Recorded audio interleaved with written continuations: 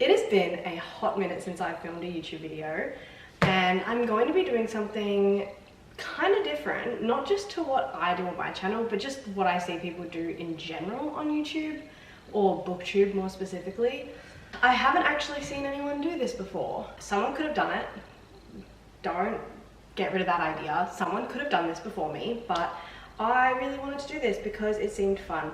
I am terrified that this flower is going to catch on fire, so just gonna move that. So this is the setup.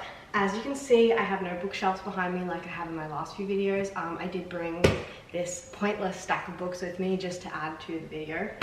And you're probably wondering, what is all of this? Well, I'm in a kitchen, there's ingredients, so I'm gonna be cooking something. I have decided that I want to start a series on my channel called Books and Baking, where I talk about books or a topic surrounding books while I'm baking. And I thought I would start off really simple in the new year with discussing last year's reading and potential new goals for this year. I am not the best cook. I'm not the best at baking. I do love it. Saying I'm bad at it would be a blatant lie. I am decent at it, but I'm not very good with complex recipes. I'm better with simple recipes. So I'm gonna start with chocolate chip cookies. I wrote a recipe on my phone last night of the recipe that I'm going to follow. So it is a recipe from TikTok that I found by a creator called Broma Bakery. I don't know if you can see that, but I will put their handle in the caption. And so I'm going to be following their recipe. I don't think I'm going to be good at like giving instructions on what I'm doing, but I will put the recipe in my description. You can just come along with me on the journey while I bake and talk about books. So where do I even start? Okay, so the first thing I need to do is put butter on a stove on a low heat and leave it there until it is golden brown. And then I need to let the butter cool down. The creator didn't say anything about letting the butter cool down in their video, but I went into the comments and everyone in the comments said make sure you let the butter cool down first. So let's do that. First thing, we need 3/4 of a cup of butter.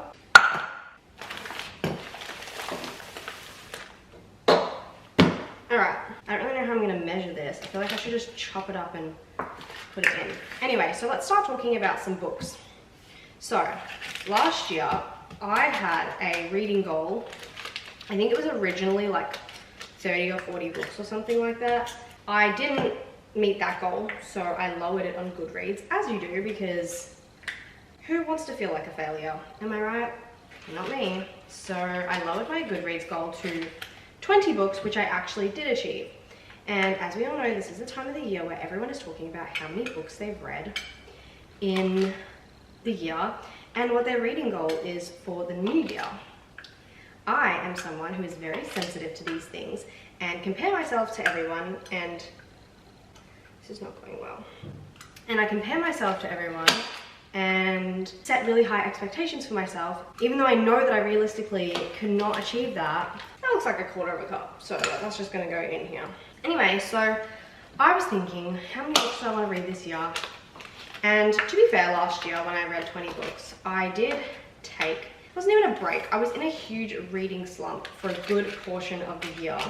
At the start of the year, because I was mentally not well, and so I just didn't read for like 6 months. It got to, I think it was like September, and I started reading. You know what? I lied. It was probably a good 9 months of the year that I didn't read. I read a couple of books. I think I read like 2 or 3 books prior to September. And then from September to December, I managed to read, I think it was like 17 books, which granted is the busiest time of the year, so good on me for reading that many books during the busiest time of the year. Then it came to this year and I was like, well, if I managed to read 20 books when I wasn't reading for a huge portion of last year, surely I can achieve reading 50 books. That seems like an achievable and reasonable goal. So I set that goal. And then I started seeing everybody else's goals, which were like over 100 books. And naturally I started being like, wow, am I not doing enough? You know? Let's come over here, shall we? How's that angle? Cute. I think it was supposed to be on a low heat. Now, this may take a while, so prepare to hear me ramble while I melt this butter. Now I don't even remember what I was saying. I was trying to set my reading goal, and everyone else had really high goals, and I was like, well, am I just not good enough because I'm not going to be planning to read 200 books this year? And interestingly enough, I posted an Instagram reel like a week or so ago, literally telling people your reading goals or how many books you read is valid no matter how many it is. I don't know why I'm stirring this. I don't really need to right now. So yeah, I got into this little like thing in my head where I was like, pretty much just saying that I wasn't good enough because I wasn't reading as many books as like everyone else was reading, which is completely ridiculous. Because if my friend said to me, oh, I read 15 books this year, I would have been like, oh my gosh, that's so cool, I'm so proud of you, that's awesome. But then I do it and it's like, I view myself differently to how I view other people, which is like the whole thing, you know? So I have spent the last 24 hours talking to my friends about it, talking to my fiance about it, and trying to reason with myself and accept that 50 books is a perfectly acceptable reading goal. And yeah, so my reading goal for this year is 50 books. And I actually have already read quite a few books this year. It is only the 4th of January, but I've already read. So going into the new year, I was reading The Ballad of Never After by Stephanie Garber, which is the second book in the Once Upon a Broken Heart trilogy. But I was halfway through it coming into the new year. And I may or may not have counted that to my last year's reading goal because I wanted to complete it. I was at 19 books and I wanted to get to 20, so I read half the book and counted it, even though I finished it technically on like the 2nd of January. And then on the 3rd of January, I read and finished A Curse for True Love. I literally read it in one day. I could not stop because it was so good. And then now I'm listening to the audiobook of Everything I Know About Love by Dolly Alderton, and I am like 60% through, maybe a bit more. And I'm hoping to finish that today. So that would mean in the first week of the year, I've technically read 3 books, but according to my reading goal, I've only read 2. I think the reason why I've been reading so much is because I have put this pressure on myself that I need to read, otherwise I'm a failure. In my head, I'm like, it's January, which means that I need to read as many books as I can now, so that if I get into a slump towards the end of the year, I can still meet my goal, which is ridiculous because I still have other things I need to get done. It's January, it is the middle of summer here in Australia, it is the time to be out and about and doing things. I need to stop putting so much pressure on myself to read 1,000 books, essentially.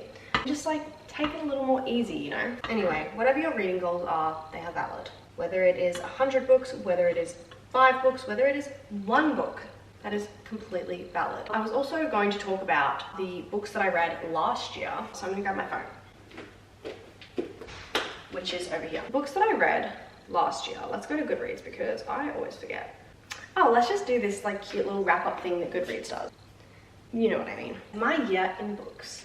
Books read 20, pages read 7,944, which actually sounds like so many. The shortest book that I read was The Lost Sisters by Holly Black, which is a... Why is this so weird? Anyway, The Lost Sisters by Holly Black, which is a novella in the Cruel Prince series. If you've read the Cruel Prince series, I would recommend reading it. It was pretty good. I rated it 3 stars, I believe, and it was pretty interesting. It gave a little bit of insight into Jude's sister and like what happened with that whole situation. The longest book I read was Things We Never Got Over by Lucy Score. I'm gonna be honest, please don't hate me, but I didn't really like it. I can see why people would like it, and I can understand why people would like it, but I personally didn't like it. I think I rated it like 2 or 3 stars, but now I would say probably about 2 stars. I may end up reading the rest of the series because the reason that I didn't like it was because of Knox. I found him annoying and disgusting as a 40-year-old man. He is just disgusting. Like I did not find him attractive, and therefore couldn't understand why she was in a relationship with him. And yeah, in my opinion, Waylay, who is Naomi's niece, carried the entire story and loved her. But other than that, I didn't like the book very much, to be honest. And the ending, no spoilers, don't worry, but the ending, what the hell was that? Like, it just took such a twist, and I was like, this does not feel like the same book. Like, it just felt wrong. The average book length for my 2023 was 397 pages. The book that I read that was the most shelved was A Court of Thorns and Roses, which I had already read, I think in 2021 or 2022. And I just re-listened to the audiobook because I needed something to fall asleep to at the time, and I just was listening to it while I was going to sleep. The least shelved book I read was He Sang to Me by Casey Tyler, which is a romance novel set in Manhattan Broadway scene, which is really good. I actually enjoyed it. I would say I rated it about a 3 stars because it was, the recipe says I should wait till the butter gets brown, but this doesn't feel like it's going to get brown. I would rate it at 3 stars purely just because there's a few things about the book that I just personally wasn't a fan of, and like, I don't know. I did enjoy it. I was giggling and smiling a little bit at certain parts, but I don't know, the storyline was just a bit, I've read better books essentially. But for a young adult book, I would say I recommend it as like an easy, light-hearted read. Highest rated on Goodreads was Fourth Wing, which I loved. The Fine Print by Lauren Asher. The fine print was okay, like it wasn't the best that I've ever read, but it was like alright. The Heartstopper series, but I only read up to book 4 because at that point book 5 wasn't out. Loved them. Divine Rivals, which I loved. Icebreaker, which I loved. The Hardest Fall by Ella Mays, which was pretty good. I did enjoy it. Not like top tier, but like it was 3 stars. Twisted Hay, which I enjoyed, but like again, not the best book I've ever read. White Desert Bloom, which was an arc I was sent, which was pretty good, also 3 stars. I've read better books, but I still enjoyed the read. And then to my top books of the year, the entire Caraval trilogy and the Once Upon a Broken Heart trilogy. I would also say that Divine Rivals and Fourth Wing are also up there, but the Once Upon a Broken Heart trilogy is just mwah, chef's kiss, top tier, literally one of my favorite series ever. Okay, so I forgot to show what I was doing with the butter, but I pretty much took it out of the pot, put it into a bowl, and I was letting it cool down at this point. To add brown sugar and white sugar to the butter mix. If I get a bowl and put the brown sugar and white sugar into this, then when the butter mix does cool down, it'll be ready to go. I need a cup of brown sugar. Also, I don't have any kitchen scissors. Well, we've got some. I just don't know where they go. So I'm gonna have to try and open it with a knife. Cut away from your body because you don't want to stab yourself. Anyway, so I had a pretty decent reading year last year. But this year I do want to try and read some new things. For example, Everything I Know About Love by Dolly Alderton has been on my TBR for ages because it was recommended to me by a friend last year, and it is so out of my comfort zone. I've never read anything like this before. And I'm surprisingly really enjoying it. And I feel like when you like stick to a specific genre or don't read outside of your comfort zone, it can end up being that there's a genre out there that you actually really enjoy that you'll just never know about. Next, we have White Sugar. Anyway, the other book that I will be reading next after Everything That I Know About Love is Fourth Wing by Rebecca. No, not Fourth Wing, I already read that. I will be reading Iron Flame by Rebecca Yarros because I did start reading it. I did start reading it last year, but then I had a couple of arcs that I needed to read, and I had book club coming up and I needed to read the book club read that we'd selected. And so I put Iron Flame aside to read those other books, and then I suddenly wasn't in the mood to read it anymore, which is just super convenient. I think that I'm gonna read it next. So once the butter is cooled down, I'm gonna add it to the brown sugar and white sugar and mix it until it's combined. And then I need to add eggs and vanilla. Let's separate these eggs. I feel like I don't actually have as much to say as I thought I did about books, but my goal this year is literally just to read, like I said, to read 50 books, which is essentially 1 book a week. I was talking to one of my friends today about reading goals and blah, blah, blah. And she was saying that I'm so hard on myself about it, and I know that I am. We established this. I am beating myself up a lot over it. But something that I thought about when I was talking to her is that it is a reading goal, not a guideline. It is a goal that I would like to achieve, but it is not a guideline. If I don't achieve this goal and if I don't read 50 books, it is not the end of the world. Again, I forgot to say what I was doing, but in this part I'm adding the butter to the brown sugar mix. Alright, let's mix. So the next thing that I need to do after this is add the eggs and the vanilla. I'll finish mixing this and I'll get the vanilla ready. On a different note, I have such a big physical TBR. I don't actually know how many books I own, but I know that I have a lot of my books are at my dad's house. Not a lot, I have 60 books, 60-ish books there.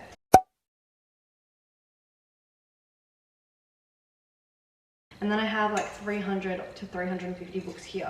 Out of the books I've got here, I've read pretty much all the ones at my dad's, but the ones I've got here, I've read about 50% of them, which is quite a lot of books that I haven't read. I also think that there's quite a lot on there that I may not read because I thought that I would enjoy them and I bought them, and now I just don't really know if it's my thing. So I think I need to do a little bit of an unhaul and get rid of a bunch of books.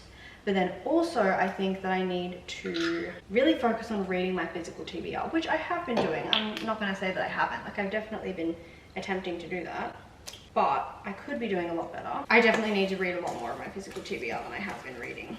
But it's so hard because, like, say I have Divine Rivals and I read that, and then the new one, Ruthless Vows, has just come out, and now I want to buy that and read that because I want to know what happens next.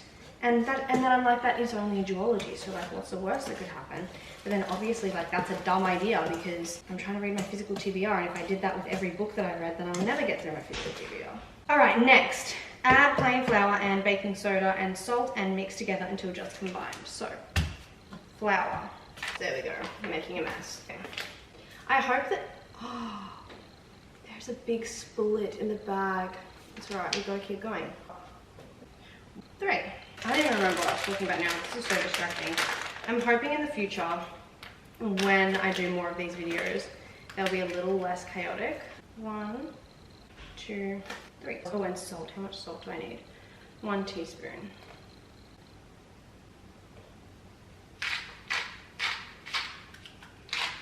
Just hope this is a teaspoon.